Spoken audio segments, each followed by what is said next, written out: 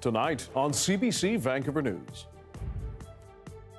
We couldn't hear the crack over the sound of the wind, and it was just the ceiling coming in. Very close calls. People across BC's coast look up and clean up after the bomb cyclone blows through. Just a branch alone can kill you. That's why they call them widowmakers. Plus, to many of us, this is like the key documents that's impacting our life. stuck in the mail. Canada's postal strike means some people aren't able to get crucial documents, from assistance checks to passports. And I know that there's a lot of unfinished business, and I know there's still people struggling to find affordable housing in our communities. back to building. BC's returning housing minister is asking communities to keep adding more homes, as others ask him to build broad consensus. This is CBC Vancouver News.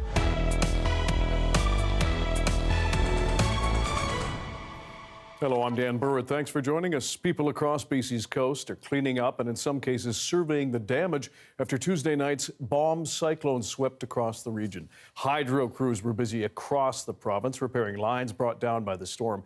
And south of the border, areas of Washington state suffered extensive damage. As Mayor Baines reports, at least 2 people were killed there by falling trees.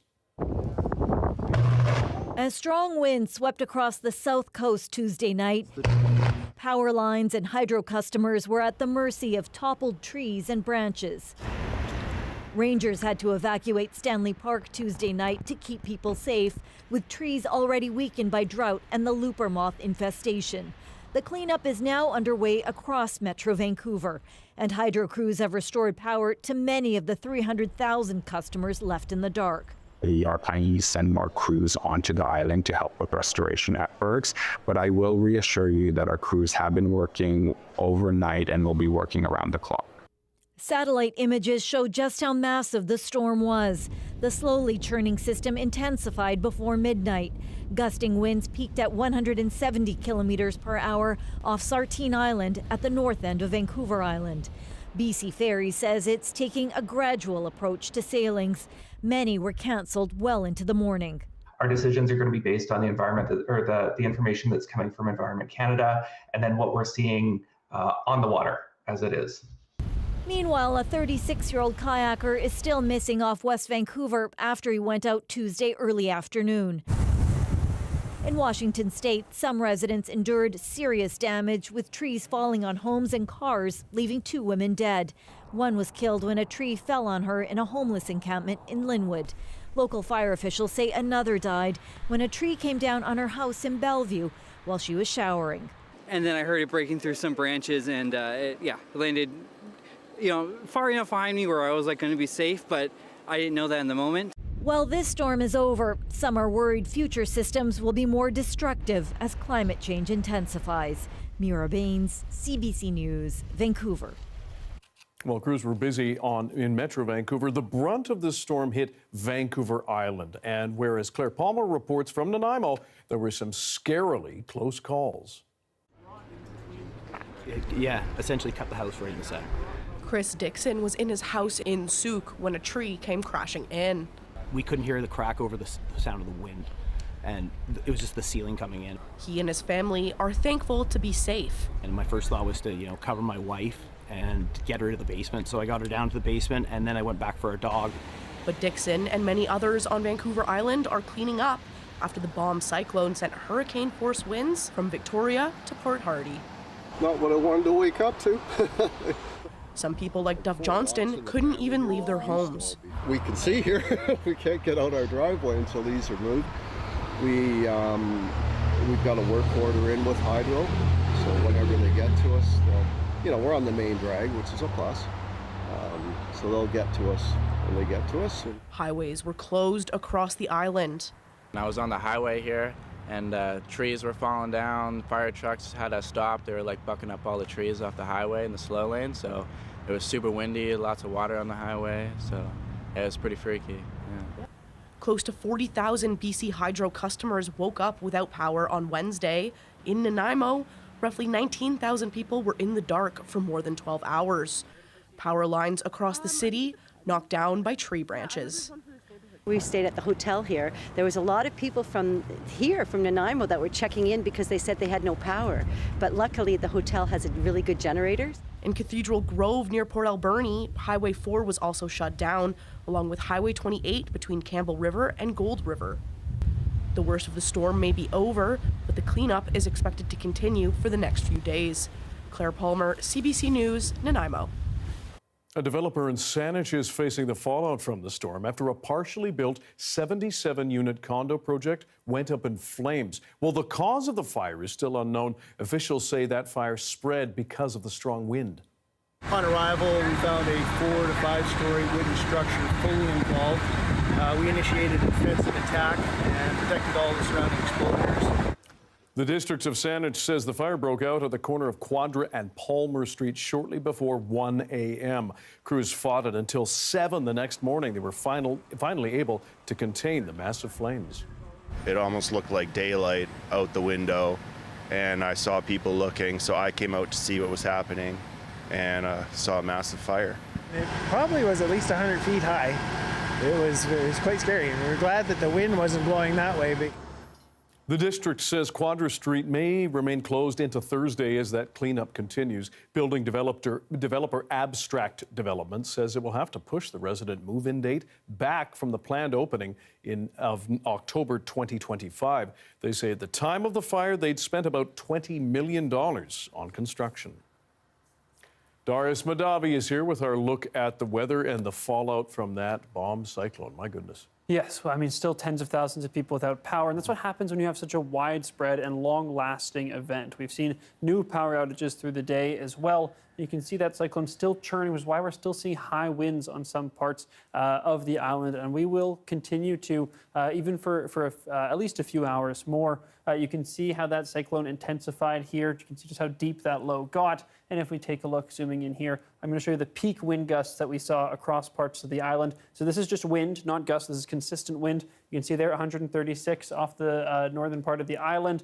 Port Hardy, which is usually quite sheltered, up to 80 kilometers per hour. And if we take a look here, now we're looking at gusts. There we go. Well over 170 was the highest gust that we saw recorded. That was yesterday. Here's today through the day. Still gusting very high, and that has continued on the North Island in particular. That's why we saw that wind warning lasting so long. In the South Island, you can also see some very, very high winds, of almost 100 down there on the South Island, gusting well above 100. All sides of the island, north, south, east, west, all of them seeing wind gusts over 100 kilometers per hour. And if we take a look today, still those winds slowly died down through the day, but still gusty for sure. If we zoom out, I also want to highlight how much moisture there is. We've seen that moisture move into the province. We're going to continue to see rain and snow over the next few days. We'll talk more about that later in the show, as well as that atmospheric river coming to California. Dan? Okay.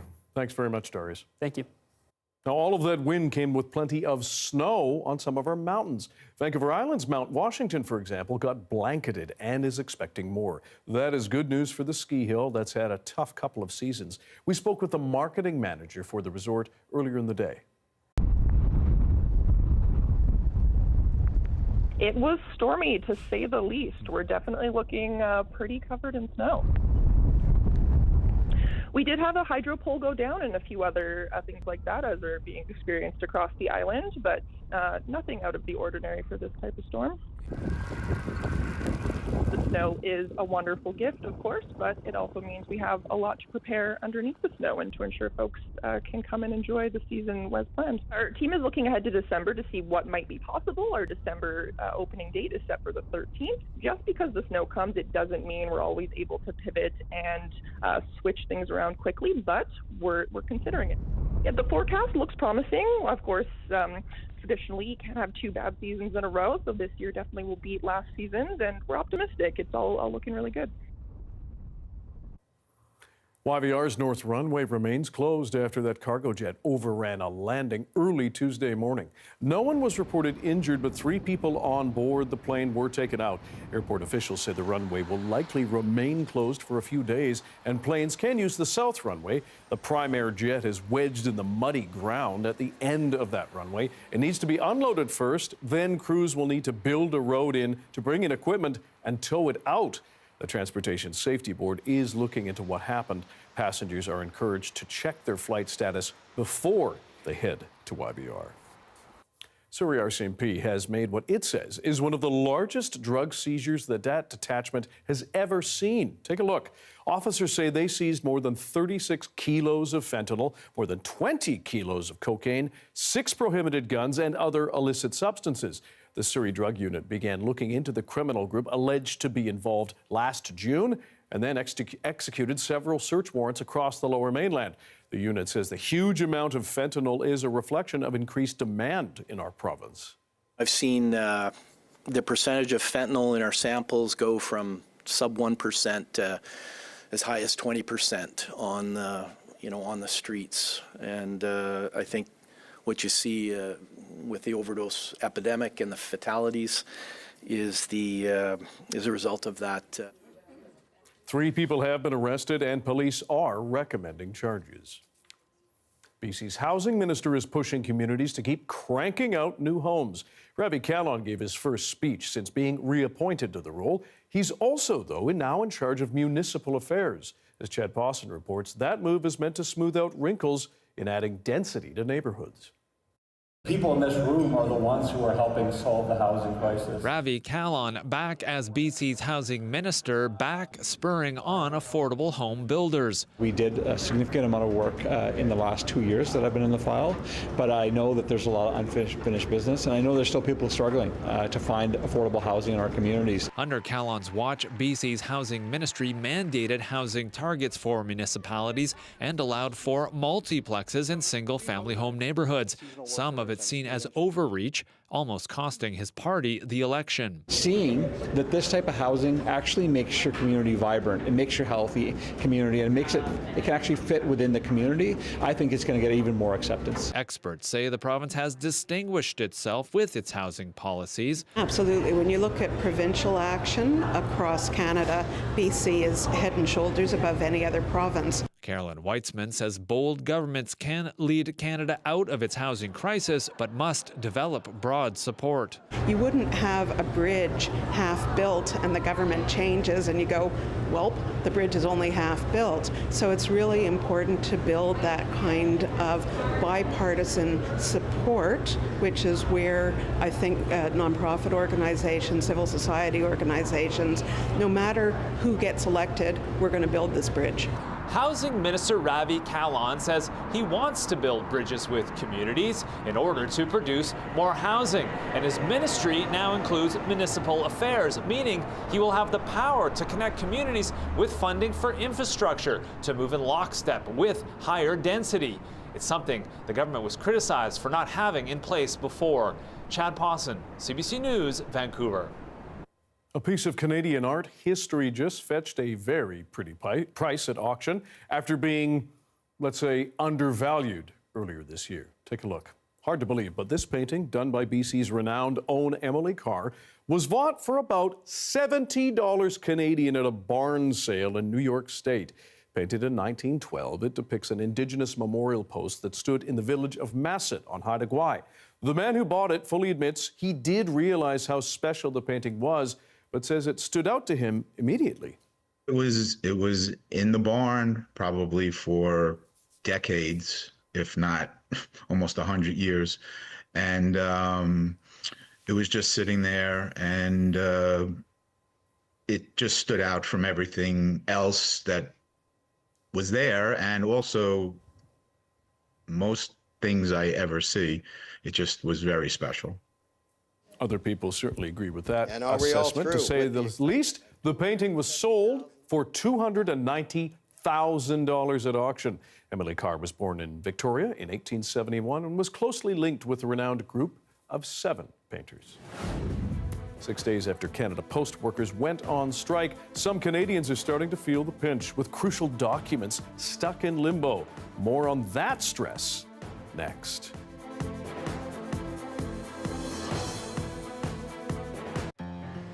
I'm Stephen Quinn, and I love living here in Vancouver, BC. It's a city with world-renowned beauty, but it's not all sunshine and rainbows. In our new daily podcast, This is Vancouver, we're exploring the diverse range of issues and stories in the city, the good, the bad, and everything in between, as told by the people who live it every day. Don't miss This is Vancouver, available wherever you get your podcasts, and I'll talk to you soon.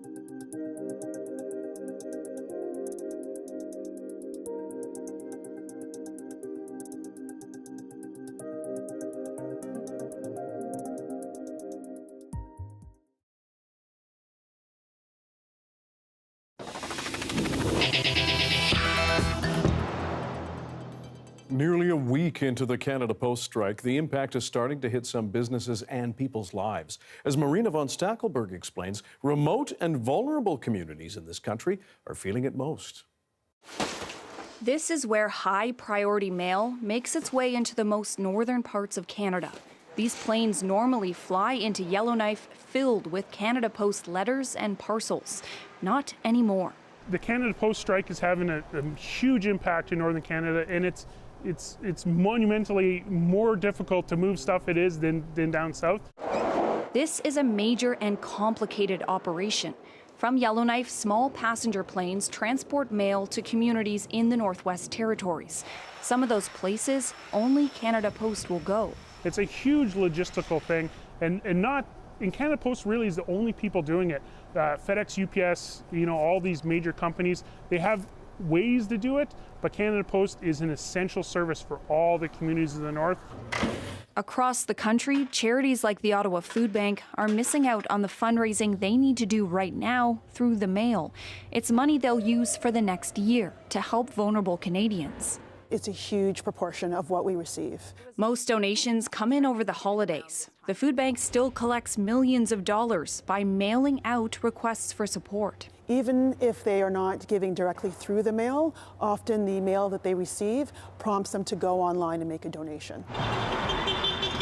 While most Canada Post workers are on the picket line as negotiations continue, some are delivering federal government support checks, pension, old age security, and the child benefit. We make sure, which is something that CUPW and Canada Post has agreed on, and we're happy to do it, because we have to do it, is deliver their mail. So they will receive definitely their welfare. But many other government support programs are not part of this agreement. So the provinces and territories have made arrangements for people to go to government offices to pick up their checks. Marina von Stackelberg, CBC News, Ottawa.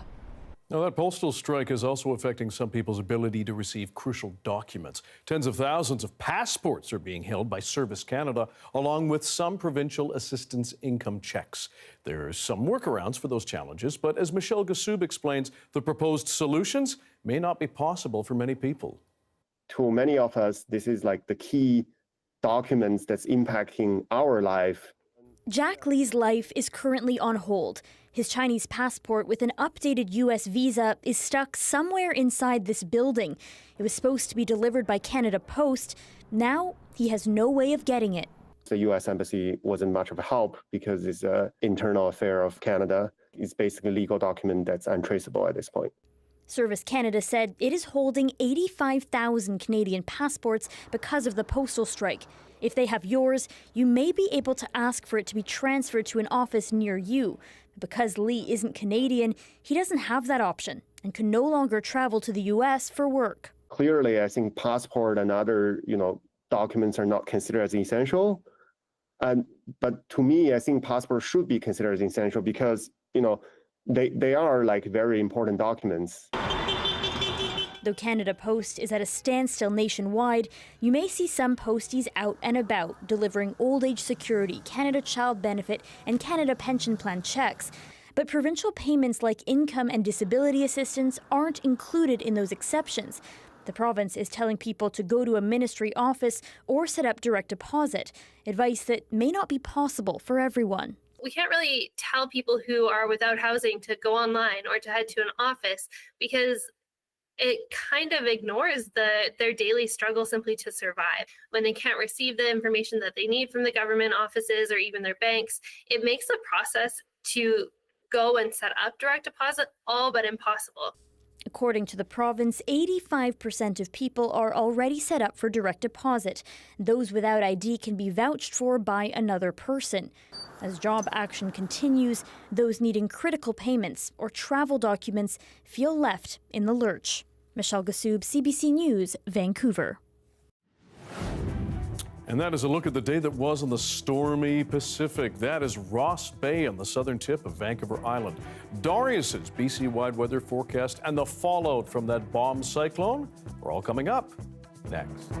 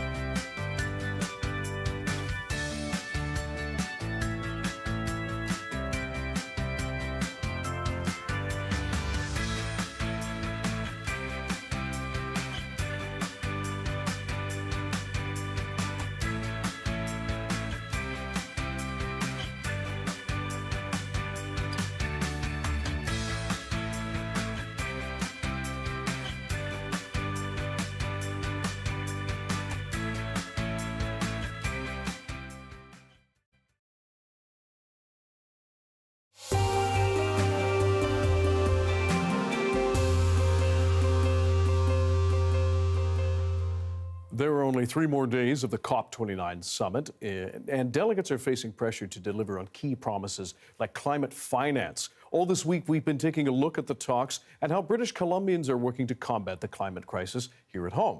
Young people have been at the forefront of the fight against climate change for years now. That youth movement exploded with Swedish activist Greta Thunberg's Friday school strikes in 2018, inspiring marches around the world. Here in Canada, hundreds of thousands of young people have taken part in strikes across this country. Joining us to talk about the youth climate movement is Annabelle Liao. She's back in BC this week after attending part of the COP29 conference with the organization Climate Talk. We appreciate you being here. Thanks very much. First of all, what work were you doing in Baku? Yeah, I guess to give some context, Climate Talk is a youth-led NGO that has volunteers in over 30 countries. And so our mission is to demystify climate policy for youth. And what that looks like on the ground at COP29, on one hand, is following negotiations and tracking negotiations very closely to make sure that we are able to summarize and release briefs in plain language so that youth back home have an easier time following these high-barrier conferences. On the other hand, another part of the work that we do is interviewing a lot of the youth to amplify the voices and the work that brought them to this conference. What was the mood there among the young people that you spoke with? I would say the mood when I was with other youth or when youth are surrounded by other youth, it can be very exhilarating, it can be empowering.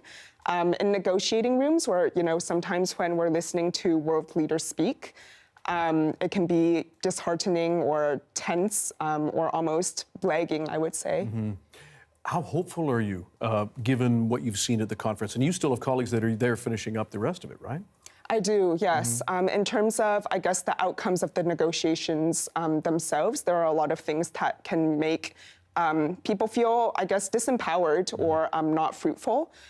We saw, for example, Argentina withdrawing after a couple of days of the conference. But in terms of the youth movement and what youth inclusion looks like at COP, it can be pretty hopeful, I guess, to see the youth movement as a collective realize that climate change is inextricably linked to everything from human rights to economic health. And on the ground, it was definitely very hopeful to attend actions and although primarily a conference focusing on climate change, to see actions where youth were rallying and protesting for, the genocide in Palestine, for example, or for infringement of land rights or the way extractive companies treat local communities.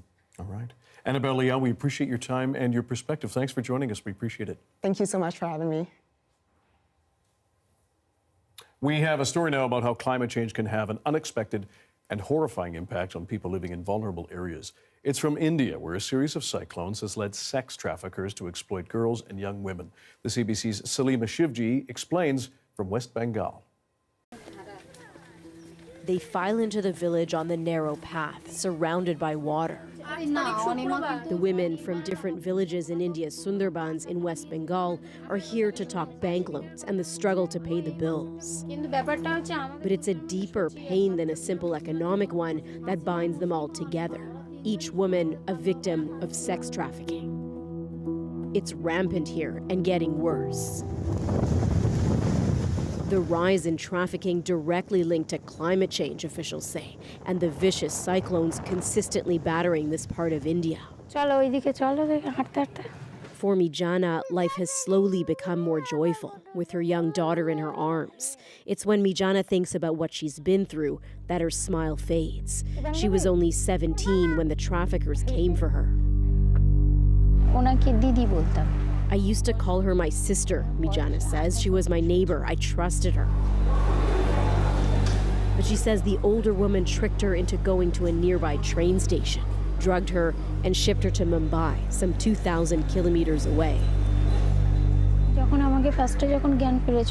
When I came to, I was with 4 or 5 other girls, all in small, cramped rooms. There was only one window. It was like a prison. One girl told me, I'm trapped now too. She says they drugged her again, and she slowly realized what was to come. The woman I used to call my sister came into the room I was locked in and told me a man would be coming in. I started crying again, but it didn't matter. They sent the man in anyway. He forced himself on me. I was raped. It went on for 15 days. Every night, a different man. A police rescue and the help of a local NGO brought her back to her rickety family home perched above a river, visible through the makeshift bamboo floor. Mijana knows why she was a target, just like the children of many other vulnerable families here, trying to stay above water. Trafficking was my neighbor's job. She was a professional. She would go to different villages, rent a place, and target young girls to take them. It's a devastating story heard frequently in India's Sundarbans, where climate disasters have left villages mired in rising waters. The cluster of low-lying islands in this, the world's largest mangrove forest, is part of a rich but fragile ecosystem, one of the most vulnerable areas to climate change in the world. Several islands have already been swallowed up by the higher sea levels, and that water coming in brings salinity that damages the soil, ruining crops. It's also hard on the area's fishermen dealing with climate instability, more severe cyclones, and erratic rains. So many here live below the poverty line, and with each new climate disaster, they become more desperate, making this very fertile ground for traffickers. For social worker Pompa Ghosh, that means a near constant effort to protect the community from trafficking gangs. Here in Sundarbans, we used to face one cyclone a year, but now there are 4 or 5. That attracts traffickers who monitor families with young girls, sometimes watching them for a long time. They wait until the parents have to go elsewhere in search of work, leaving their children with relatives. That's when the traffickers strike. Human trafficking is also the main focus of police in the Sundarbans. They're tackling a network that they say is India-wide, trying to rescue as many girls as they can trapped in cities across the country. The local NGO here says they're now seeing more than 30 cases of women trafficked every year. And while many of them are rescued and return home, some 25% can't be tracked down. That's the pain Mushumi and her husband Rana are struggling with. Their daughter was in her 20s when she was lured away, they say, with the promise of marriage from a man she had just met. For nearly 2 years, we have had no contact with her. I don't know where she is or if she is even alive. It is so incredibly painful. She tries to keep busy with her needle and thread, but the tears and despair hit often. Every call they make to their daughter's phone goes unanswered, and they fear the worst. I believe the man's family is deeply involved in human trafficking. Not only trafficking, but they make women do terrible, unspeakable things. For others who do make it back home after being trafficked, it's often a hard road to reintegrate. Today, Kashmira is at ease with her regulars who are always at her shop. But the trauma of the 6 months she spent drugged and raped repeatedly lingers.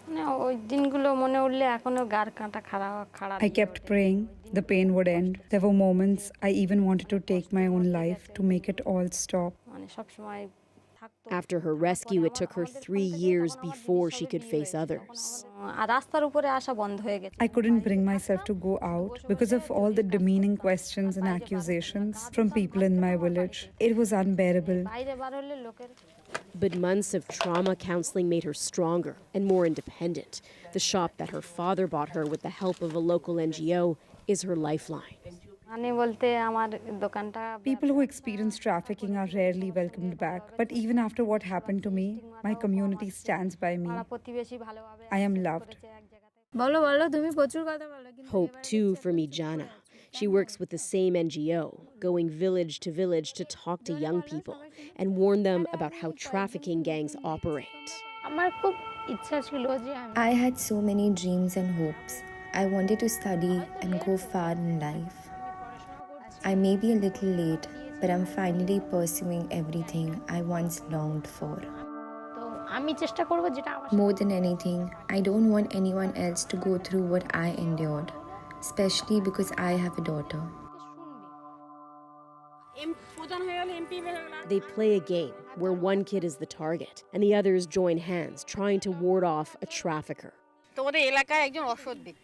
He's a wicked man, the social worker says. You need to protect your own at all costs. It's the only way to stop villagers from disappearing.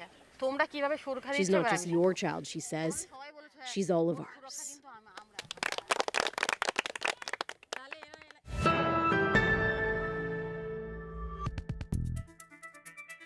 After days of intense pressure on Parliament Hill and beyond, Randy Boissonnault is now out of Justin Trudeau's Liberal cabinet. He resigned as Minister of Employment.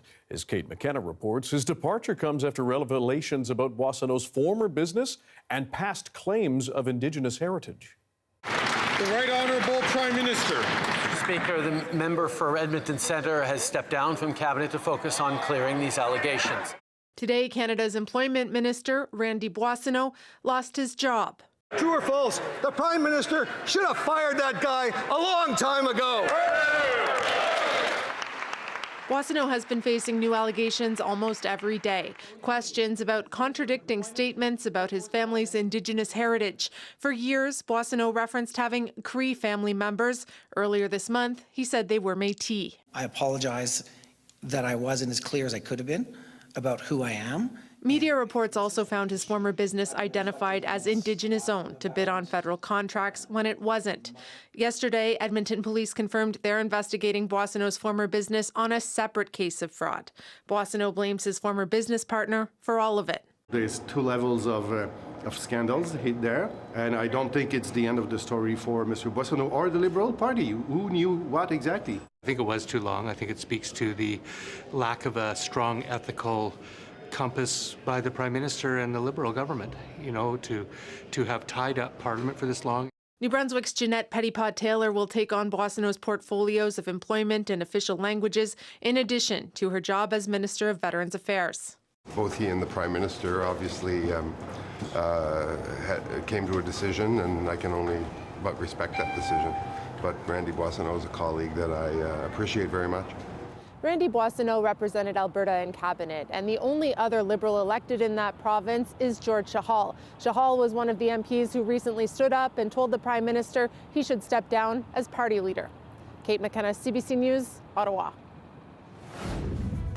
The U.S. Embassy in Kyiv closed due to concerns that an air attack on the Ukrainian capital might be imminent, why the Russians are angry, and why the British might also be threatened. That story's next.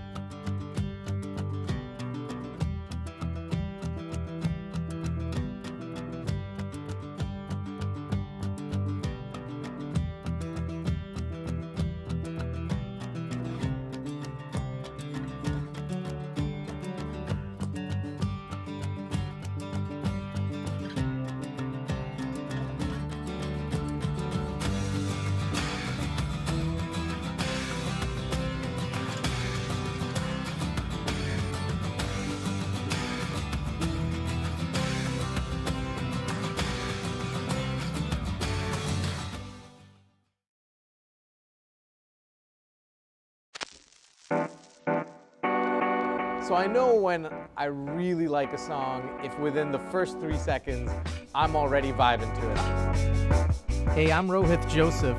Vibin' is the new show all about discovering great new songs and fresh artists from across BC and beyond. It's not one person dictating what good music is, it's the community sharing what good music is. Stream Vibin' on CBC Listen.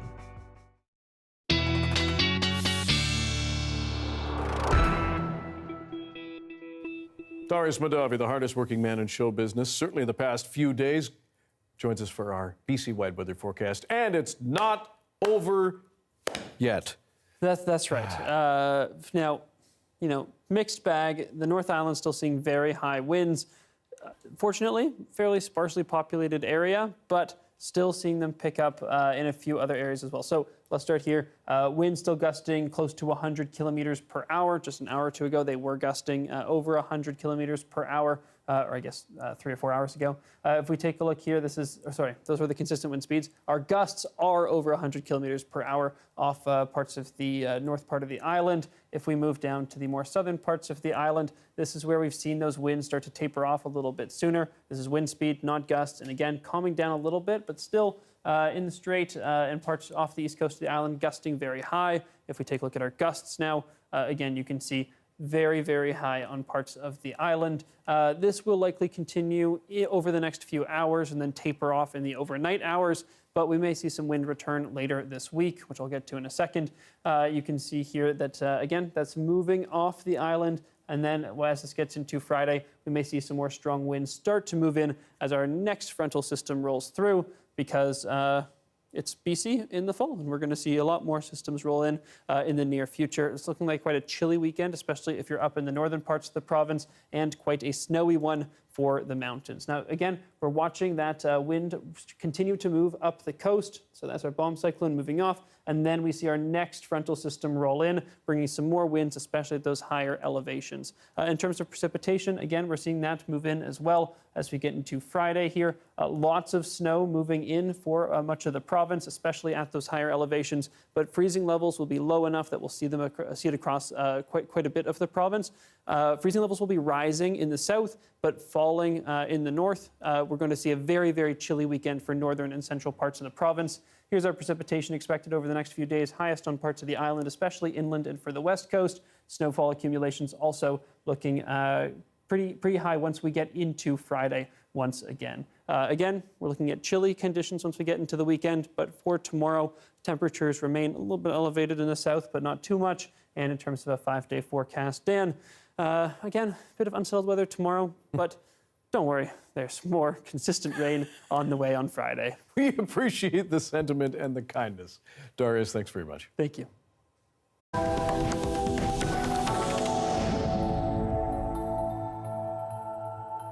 The United States closed its embassy in Ukraine today, citing the threat of a serious air attack. It comes amid Russia's anger over loosening restrictions on Ukraine's use of American weapons.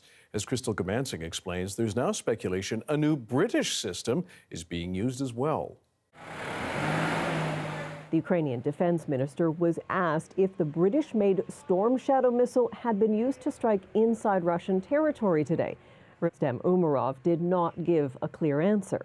We are using all the means to defend our country, so would not go into detail, but we are just sending that we are capable and able to respond. It was expected that the UK would grant Ukraine approval to use the long-range missile following the US lifting restrictions, but there was no official announcement. With limited time left in office, the Biden administration made several moves to boost support for Ukraine, including donating anti-personnel mines. That is a controversial move. More than 100 countries signed the Ottawa Treaty of 1997, banning their production, storage, transfer, and use, given the indiscriminate harm they can cause. 1/4 of Ukraine is already littered with landmines, according to the UN, making it one of the most mined countries in the world. The U.S. also announced today additional security assistance for the defense of Ukraine, including artillery munitions, mortar rounds, and chemical and nuclear protective equipment. That package worth an estimated $275 million. The U.S. Embassy, meanwhile, in Kyiv was closed this morning. It cited the potential for, quote, significant airstrike by Russia, prompting the closure. Canada followed suit, halting in-person consular services, citing the American warning, as did several European countries. There are fears Russia will retaliate for Ukraine using Western long-range missiles inside Russian territory. Crystal Gamansing, CBC News, London. The growing use of electric vehicles is providing a better chance to assess the safety of their designs. And as the CBC's Lisa Shing reports, concerns are emerging. The haunting sight, I'll never forget it, her eyes. Rick Harper still remembers using a metal pole to break the glass of this burning Tesla, freeing a woman, the lone survivor of a high-speed crash that killed 4 people in downtown Toronto in late October. To find out there were 4, beyond words. I'll never be the same, you know? Harper says none of the car doors opened from the outside, though we don't know what exactly happened. Little latch right here. It may not be easy finding the mechanical door release if power is cut off in an EV. You're actually going to find it underneath this liner. Advocates want more oversight, including when it comes to battery fires. We need to take advantage of that greater awareness or alertness right now to step up our investigations. The federal government has set an ambitious target. It wants all new vehicles sold to be zero emission by 2035. That means more lithium-ion batteries and more of the fires associated with them. In Toronto last year, the number of battery fires shot up 90% because of e-bikes. They're hotter than what we would typically have as a normal combustible fire. They burn hotter and they spread quicker. While that is changing how first responders deal with a fire call, researchers say the quality of batteries in bikes aren't necessarily the same as in passenger vehicles. They give a kind of a bad rap to EVs, but the science is out. Really, they are much safer than conventional combustion vehicles. Safer, though some are still calling for better quality control. Almost all of the obligation lands on automotive companies in North America and Europe and anywhere else to check the quality of those battery packs. Transport Canada tells us its standards ensure high voltage systems do not pose a risk post-crash, and it's involved in developing global standards for electric vehicles. But critics say that should have happened well before the cars hit the roads. Lisa Shing, CBC News, Toronto. Still to come, Vancouver is getting into the swing of the festive season with the old Christmas market now open. One popular stall is serving a classic festive German drink. It involves setting a rum-soaked sugar loaf on fire because Christmas? You will want to see this.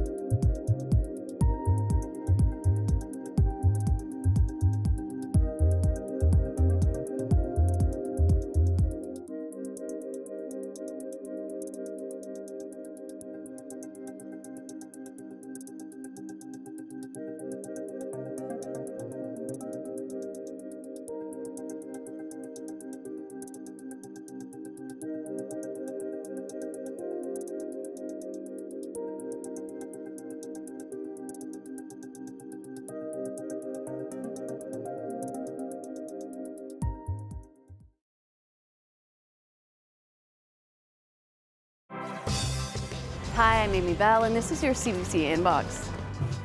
On Friday, December 6th, join us at CBC's Make the Season Kind in support of communities in need and food banks in British Columbia. The annual charity drive is filled with special programming and festive activities. To donate, visit cbc.ca/kindbc. And we look forward to seeing you on December 6th.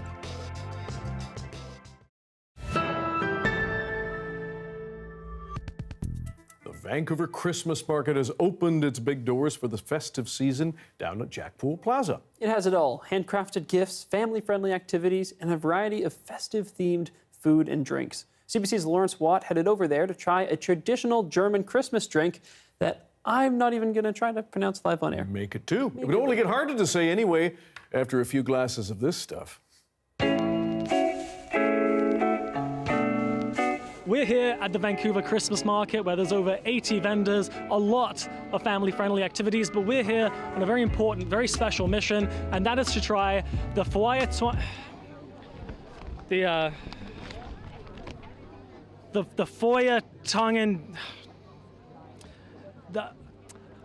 Come with me. Feuerzangenbowle is a very traditional German drink. It has a really long history, goes back to the beginning of the 1900s. It's a very traditional and heartwarming drink, which we serve while the Christmas holidays and also on Christmas markets in Germany. What are the main ingredients in the drink? The main ingredients are the Glühwein, so the mulled wine with all the spices, and then we put a sugar cone on top of it, and we soak that sugar cone with rum. And then we set the soaked sugar cone on fire, and then all the sugar and alcohol is dripping into the mulled wine. How do you pronounce this again? We pronounce it Feuerzangenbowle, which translates to fire tongue punch. Not gonna lie, it went from sounding delicious to a bit scary now. No, it's not. It's absolutely delicious. Fire tongue. But, for fire. We're gonna have a look at that. I'll show you, yeah. A traditional cauldron, which is filled with mulled wine already. What we're gonna do now is we're gonna take the Zuckerhut, sugar cone, it's just pressed sugar. Gonna put that on top of it. Gonna soak it with rum, and then we're gonna set it on fire. Okay, let's see it. Let's do that. Carefully soak it. You guys ready? We're ready. Feuerzangenbowle. Once there's a little bit drip down, you can start drinking it. Pretty massive bowl. Like, how many people are you serving with this? I don't know how many liters we put in that now. I wouldn't know, yeah. It really depends how much you're drinking, yeah. I don't know. Well, I'll have a drink with you. We give it a go. Yeah. I mean, it might be too much for the two of us, but otherwise we could give it a go. Yeah, we gotta be really best friends then. Marco, cheers. Thank you very much. Thank you. Cheers. Cheers. Ooh, that is strong. It is strong. But it's very warming. Great Christmas festive drink. Lawrence likes it. Das ist gut, according to him. Okay. What did we say? Feuerzangenbowle. He was practicing that through the entire story. Yeah. Phonetically. Feuerzangenbowle.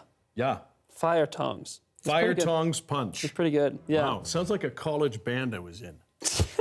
It sounds like a college drink. It really, oh my gosh, yeah. Yeah. Do you have a but Christmas? Not as good. Oh, favorite Christmas snack? Shortbread with ginger, dipped in something special. Usually brown liquor. There we are. So, nice. Not far off this stuff. How about you? Decorating sugar cookies. I have a pack of dinosaur cookie cutters. That's thanks for being with us tonight on CBC Vancouver News at 6. You can watch this newscast on all the usual places, app, YouTube, website. And we'll have your next local news at 11 o'clock, right after the National. Good night.